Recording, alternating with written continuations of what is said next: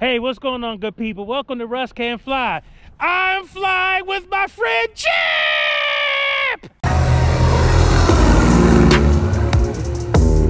Oh my goodness, Russ can fly.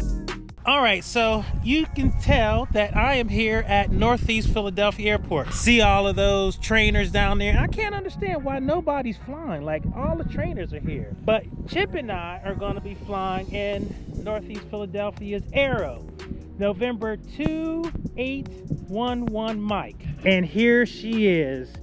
Now, I think I've got some statistics on here real quick, so let me pull this up. Okay, so while Chip is gonna do his pre-flight, this is a 1977 Piper PA-28R Romeo 201. It's a 4-seat airplane, and it has a Lycoming IO 360, and it's 180 horsepower. Now, the thing about this airplane that's interesting is an Arrow is instead of fixed landing gear like Charlie, it has retractable landing gear. So if you look down here, you can see that there is a little flap, and then if you look in the front, same thing. So when we take off, this landing gear will actually go up inside the airplane and it will retract. And that's one of the things that makes this airplane a little bit faster than some of the other 180 horsepower airplanes, because the landing gear doesn't create that drag. And so that's one of the things that is an advantage in this airplane as opposed to fixed gear airplanes. Now, the only reason why my airplane would, has different performance is just because instead of a 180 horsepower engine like this one, I have a 235 horsepower engine. So it's definitely a little bit more robust in terms of horsepower. So this is gonna be fun because I've never flown in an Arrow. And so this is the only Piper. No, that's not true. That is not true. How could I forget? I actually flew in an Arrow at Doylestown with Big E. If you don't remember, that flight was some time ago, but that was my flight with Big E. I think this is the thumbnail that is. So if you're interested in that, but Big E, we did a real quick flight in that airplane, and so that was a lot of fun. But yeah, so without further ado, I'm gonna let Chip finish his pre-flight, gonna set up the cameras, and then we're gonna let it do what it do. All right, here we go. Clear prop.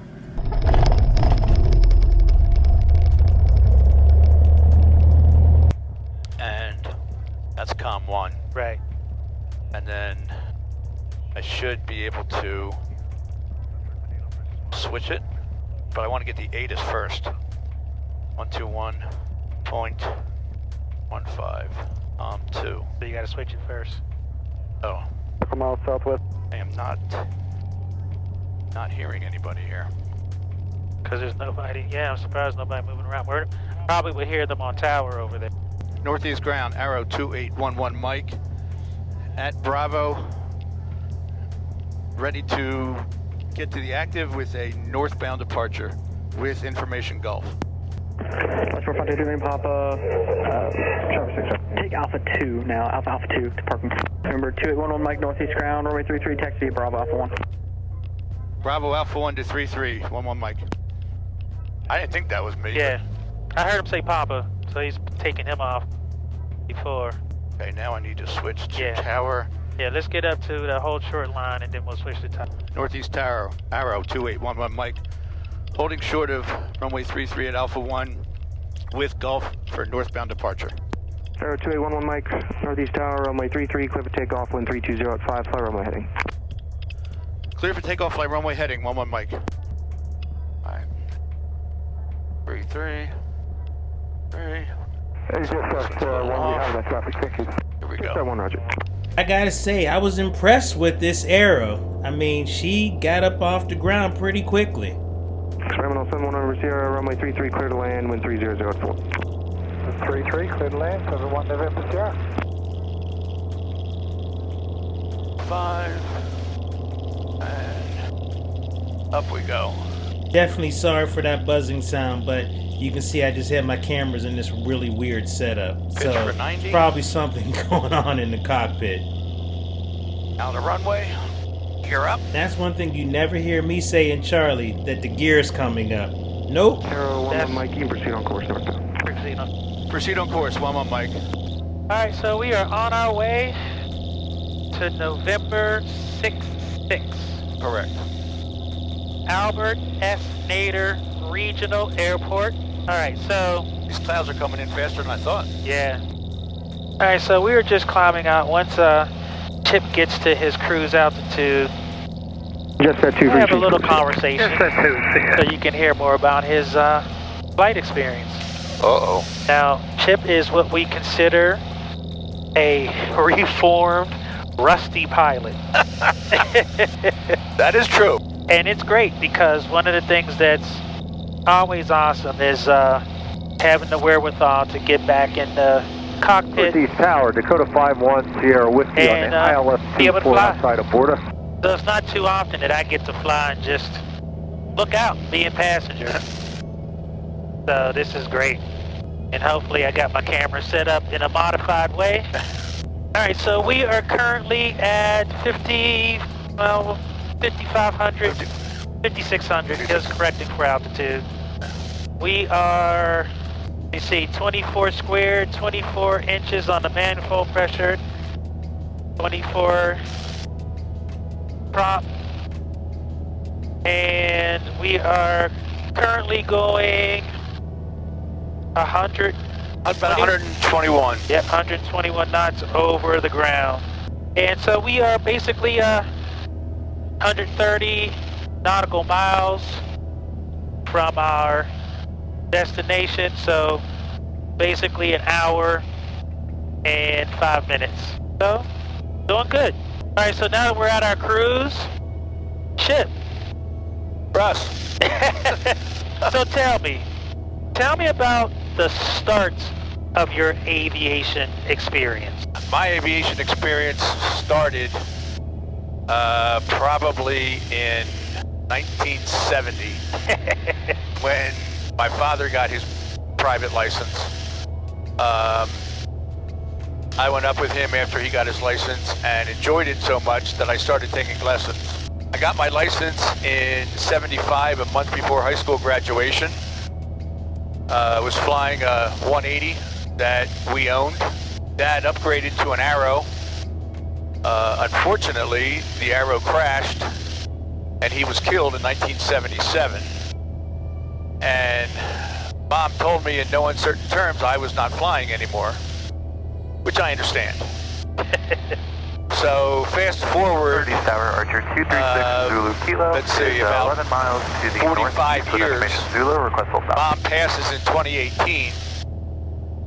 Sir, 236 I Zulu started Kilo, to Northeast Tower. get back into You it can in enter a 2020. 2 mile right base But runway then 33. COVID hit, 2 mile right base, runway 33. and then I had about 4 years of medical issues. Archer 6 Zulu Kilo. So in 2024 of August, winds are currently 3004 I and went back altimeter to 3034. get some lessons. I do have golf. And I got requalified in February of 2025 in the 180.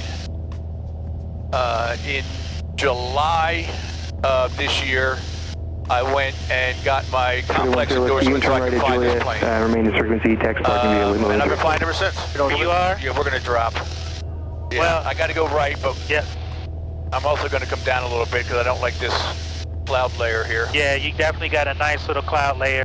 And if people are wondering, if you look straight out there, the nice little cloud layer, it looks like it's at about, I don't know, 6,000 feet or so. Something like that. So we'll be right underneath it. Northeast So Tower, Chip is going to be reducing 2,000 feet, both the prop and the throttle 33 to come down. And you'll see over there on the manifold pressure and the fuel flow. So tell me about 3 kilo, what was your directional flight? the process of you. So let me back up. Let me ask you. So, how many years between you flying Dad and becoming recertified to fly? 47. 47 years.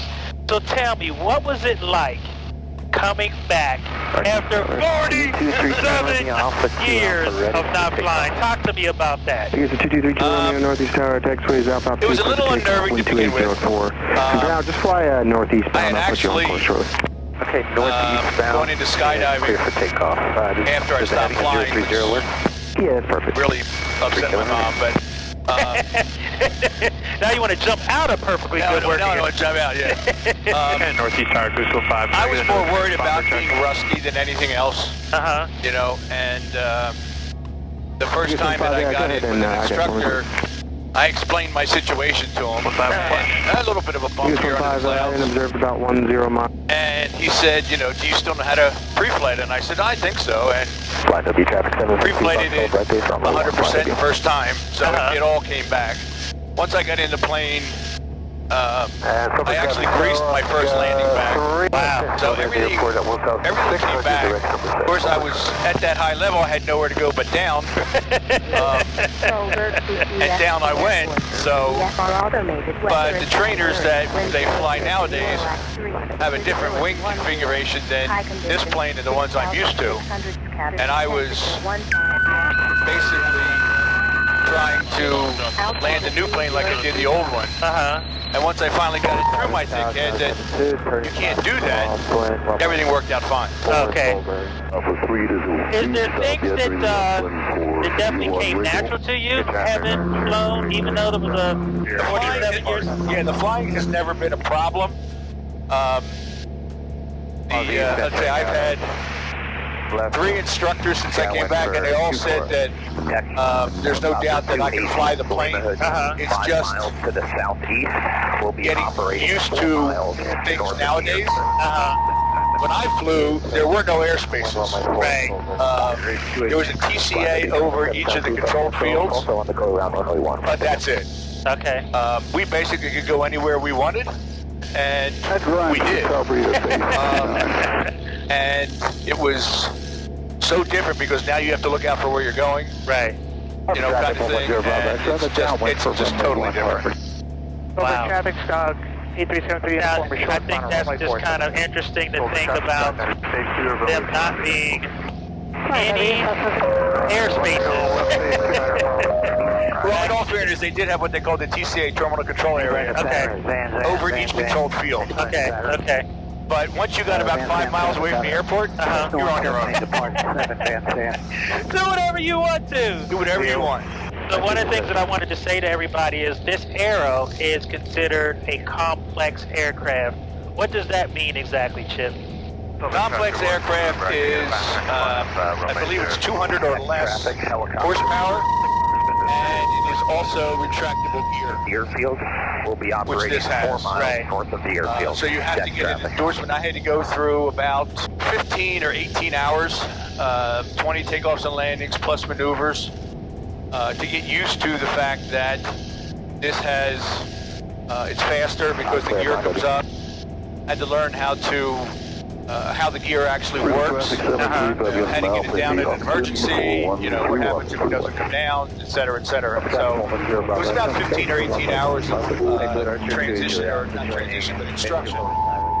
And once I got that, then I have a little endorsement that is taped inside my locker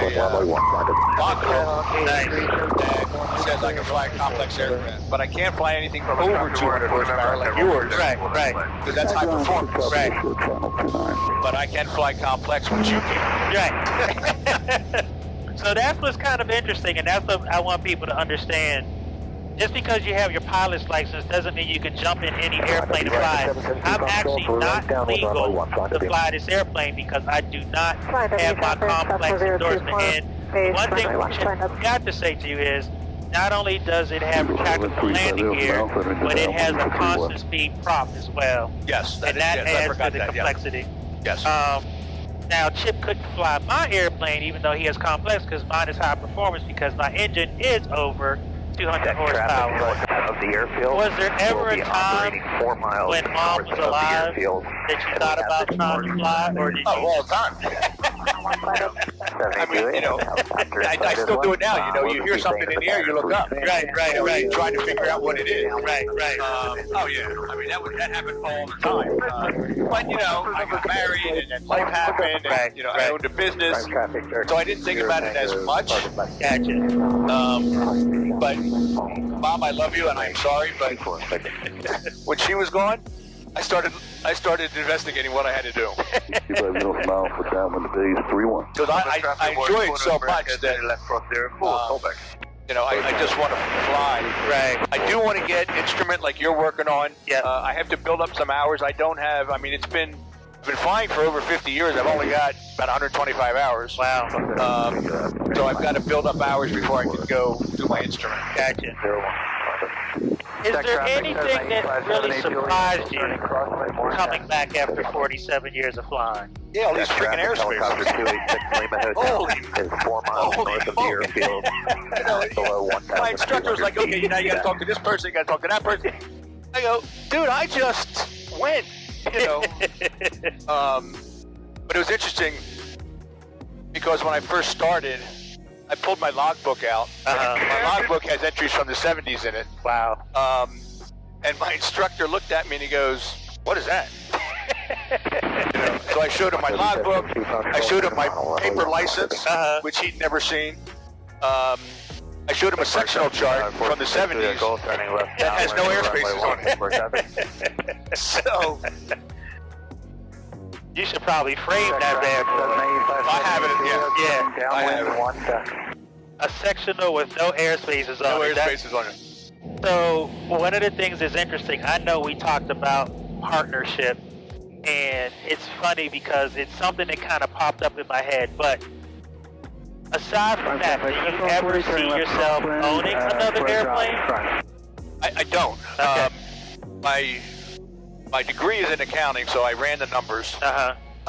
Based on the rental rates today, and your video of how much did I spend on my airplane, I calculated that just what you spend in the first year, I could fly for 1,000 hours by renting. Okay. 1,000 hours is going to take me 15 years. 15 years. Right. So, and that was just the first year. Right. You know, so at this point, at my age, unless I hit the lottery big time, it does not pay me to buy an airplane. Right.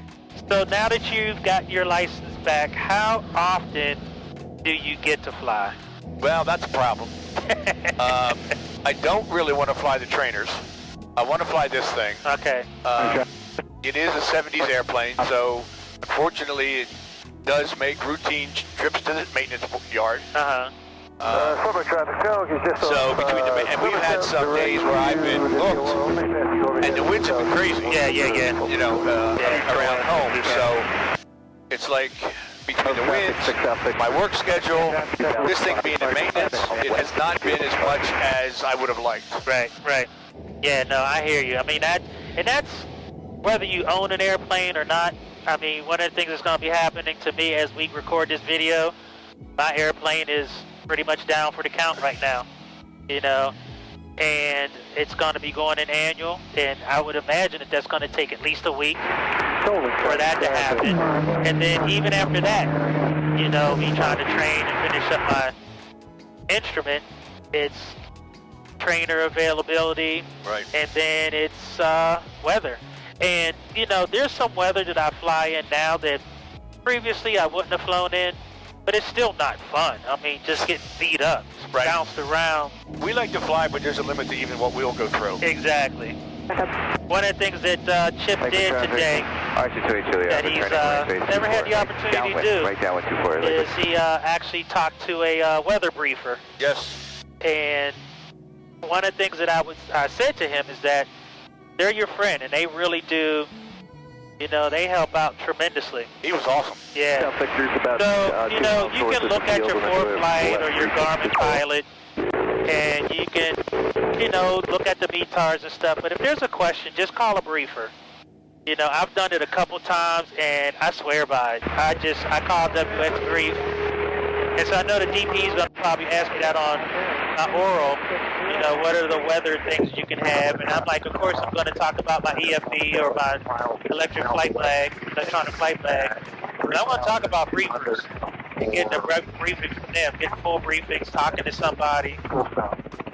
I mean, for somebody that talked, it was the first time that I ever talked to anybody. He was terrific. Yeah. I mean, he was very thorough. He listened to what I, wanted to do, even though I was probably not concise in explaining it to him. And he just gave me everything I needed. It was terrific. Right.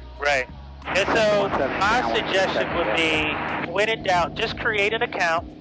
And what did you do? What did you have to do to create an account in WX Brief?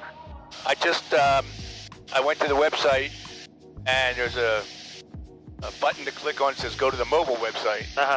And you put in your phone number and your name and your email and hit submit, and that's your account pretty much. Right.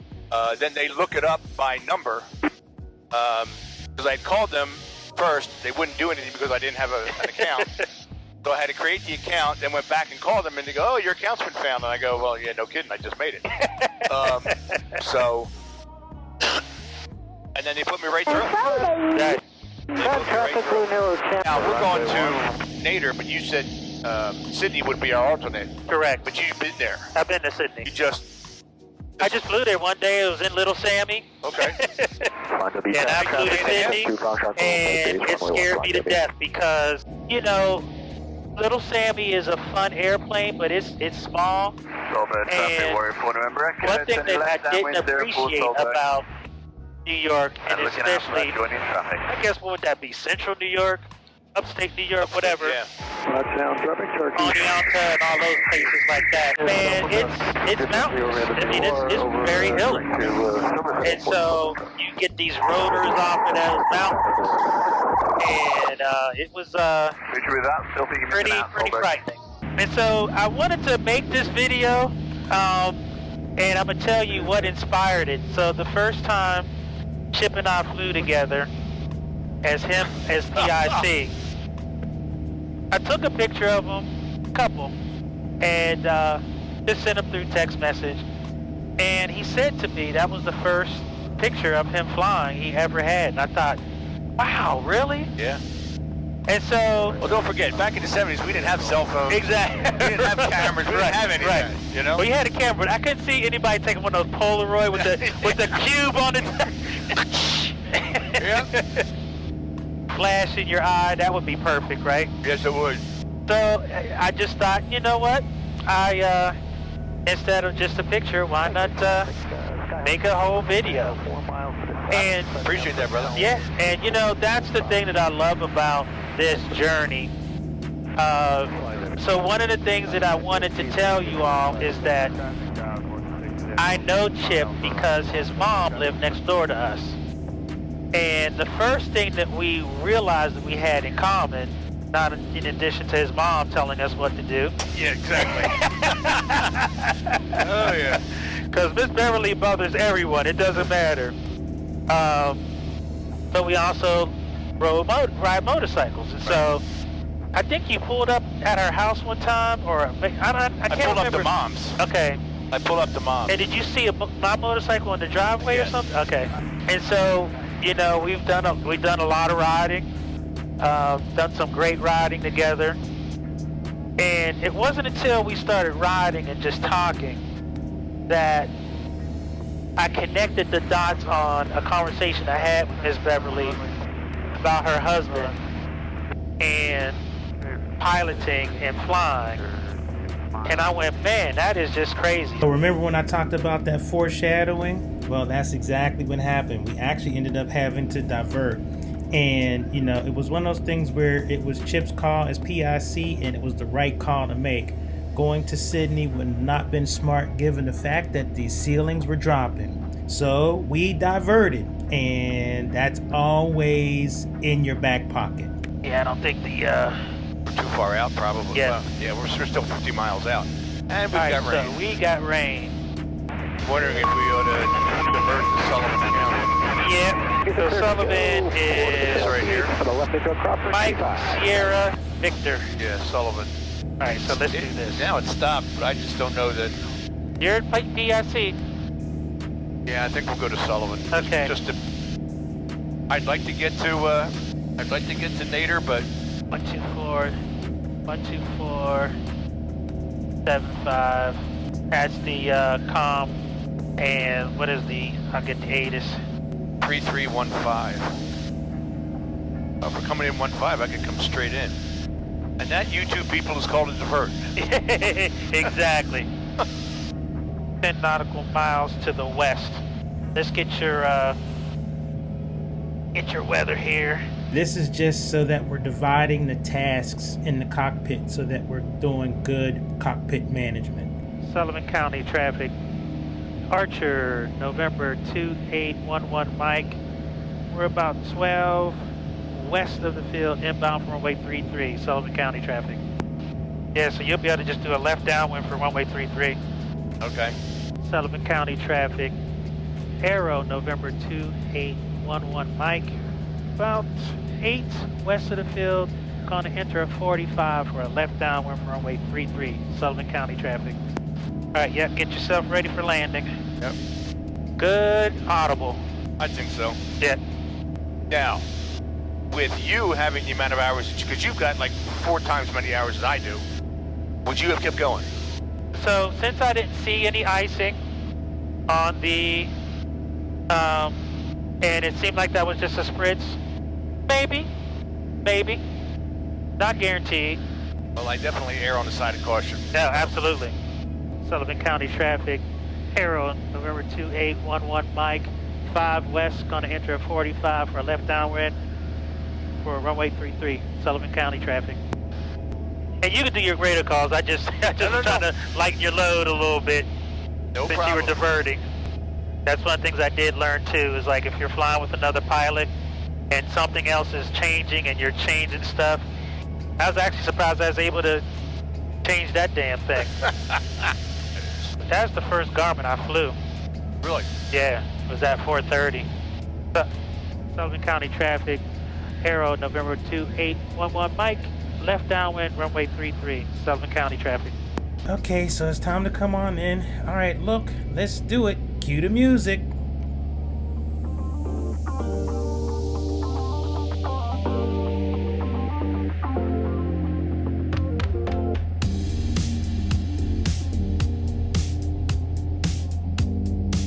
Oh.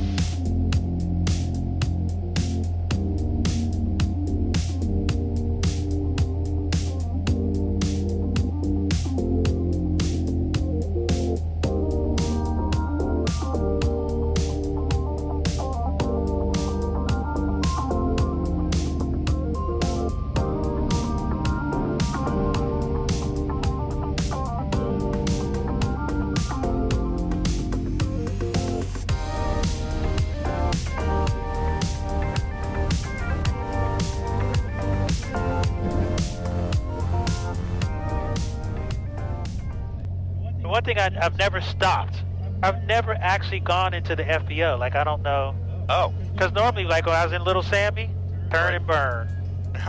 Well, yeah, you'd have to. Yeah, I just turn and burn. Because by the time I get out of here, I was like, most of my rental. But it's a nice. Sure you is. can see. It's gorgeous here. That hangar over there and those. Hang a minute. The FBO. Look at the The FBO. FBOs. So I've never been in there. So I've always been curious. Is like, what's in there? I mean, have we flown through an apocalypse or something? Because there is like nobody. I mean, there's... Now, it's interesting that you say that. Sullivan County is always empty like this. Like, I don't understand. Really? Why does this airport look like this and there's never anyone here? Like, I don't get it. It definitely feels like the apocalypse. Like, totally feels like the apocalypse. All right, we're here at Sullivan County, and as you can see, there's no one here. Did we not get the memo? If I start hearing screaming or moaning or something, we just know get back in the airplane, fire it up, and just get the hell out of here. Yeah, so I need to put my sweatshirt on because it is chilly. And we're gonna go in here and see what's going on here. So yeah, I've never actually been in the FBO. But yeah, we're gonna check it out. I'm gonna put my sweatshirt on. It's cold. Sorry for this weird outro, but unfortunately my camera decided that it was done. This FBO that you see here is beautiful, but it's not open yet. And so that's why there's no one here. And so we just kind of walked around. We both had to use the little boy's room. But yeah, there was a guy there that basically told us that the FBO wasn't open yet. But you can tell it's gonna be beautiful, and I hope everything works out. So definitely fingers crossed and definitely praying for the field that this all works out, because I'm telling you, that FBO is gorgeous. But anyway, that's it. Russ Kid, Russ Can Fly. I'm out. Take care, y'all. Thanks, Chip. Peace.